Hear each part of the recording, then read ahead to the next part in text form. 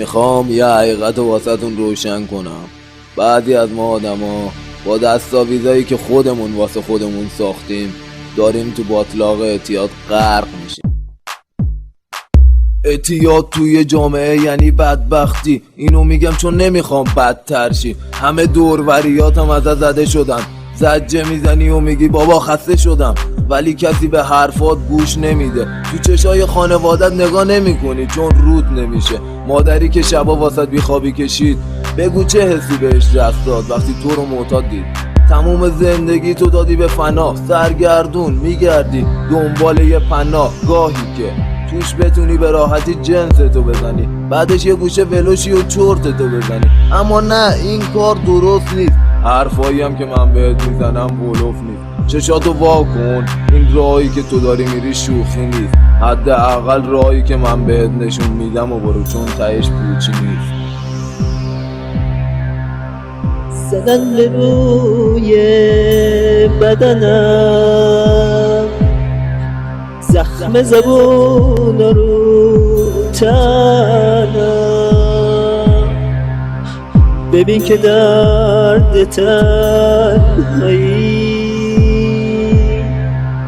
چه کرده با جون و دلم. عشقی کنارم دیگه نیست، صدام چرا در نمیاد. خسته شدم من از خودم، چرا عجلم نمیاد. به خودت نگاه کن، یه صورت ترک خورده، یه آدمی که تو وجودش هدف مرده. نگاه کن، اگه چشات میبینه زندگیت میسوزه مثل یه نخ فیتیله. عیبتم همینه که موندی عقب، قدمات کوچیک اندازه یه وجب. تو راه میری یا که سینه خیز به دید مردم یه مره ریز. جواب سلامت هم دیگه واجب نیست. علت این بی توجهی از چیست؟ تو یاد بگیر که امیدوار باشی، حتی اگه شبا توی غار باشی که در و پنجره هیچ راهی نیست. تو امیدواری مثل راننده پیست که هر دوری رو که رد میکنه داد میکشه و فریاد میکنه، میگه تونستم پس تو هم میتونی. اینو درک کن چون خودت هم میدونی که با سختی کشیدن میشه درداری شکن، زخما میشه بس، کارو میشه کرد. و ترک کن که ترک واسه آدمه، من یادت میدم چون این کارمه. عجب دنیای پستیه،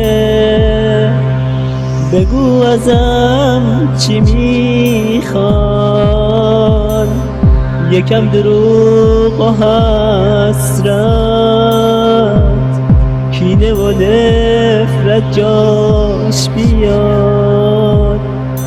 صدام به گوشتون نرفت، خورده به بام بست صدام. تو گوشم آهنگ میزنه، میخوام که برگرده زمان.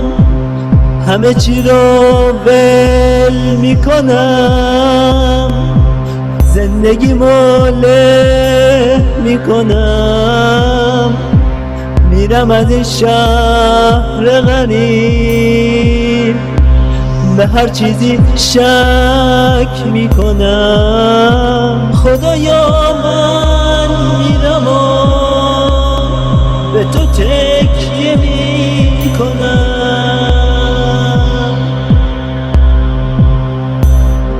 امیدوارم این آهنگم یه پیام امیدی واسه دوستایی که هنوز تو باطلاق اعتیاد دست و پا میزنن باشه.